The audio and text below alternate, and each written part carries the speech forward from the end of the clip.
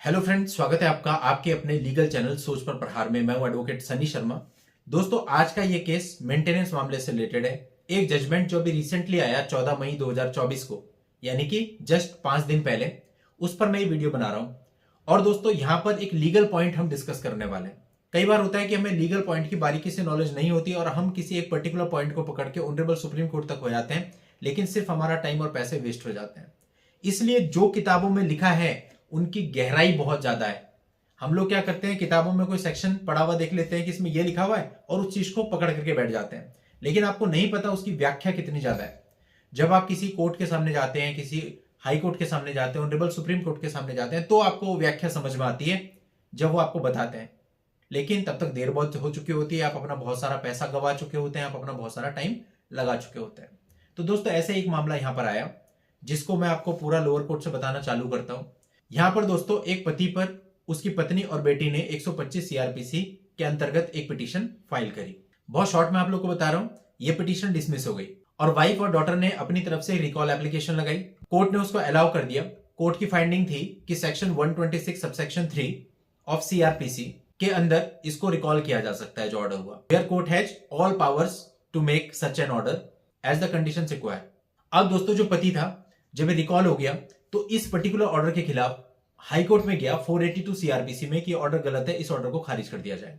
और दोस्तों, जो पति का मेन ग्राउंड था वो था सेक्शन 362 सीआरपीसी, जो कि बैन करता है, जो कि कहता है कि यदि कोई जजमेंट हो चुका है जिस पर साइन हो चुके हैं, कोई ऐसा ऑर्डर पास हो चुका है, तो उसको रिकॉल नहीं किया जा सकता। किसी भी फाइनल ऑर्डर को जिसपे जज साहब के साइन हो चुके हैं उसको रिकॉल नहीं किया जा सकता। तो इस सेक्शन के बेस पर जो पति है वो हाई कोर्ट में आया था। अब दोस्तों, जैसे मैंने आपको बताया, कोर्ट किसी भी चीज को बहुत बारीकी से देखता है। ये ठीक है कि 362 सीआरपीसी में लिखा हुआ है, लेकिन कोर्ट ने यह कहा कि 125 CrPC is social justice which is for the maintenance of wifes, children and parents.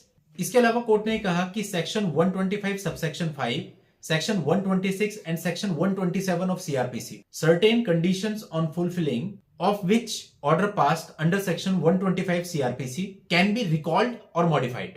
और इसके साथ साथ ऑनरेबल कोर्ट ने एक जजमेंट का भी हवाला लिया, Sanjeev Kapoor versus Chandana Kapoor and others, और यह बताया कि 127 सीआरपीसी इसकी पावर देता है, यानी अमेंडमेंट की, मॉडिफाई की, रिकॉल करने की पावर देता है। और सेक्शन 362 सीआरपीसी का जो बार है वो यहां पर लागू नहीं होगा, यानी कि 125 सीआरपीसी एक अलग प्रकार की प्रक्रिया है, एक्सेप्शनल केस है। यहां पर 362 सीआरपीसी के अंतर्गत जो प्रावधान दिया गया है वो इस पर लागू नहीं होगा।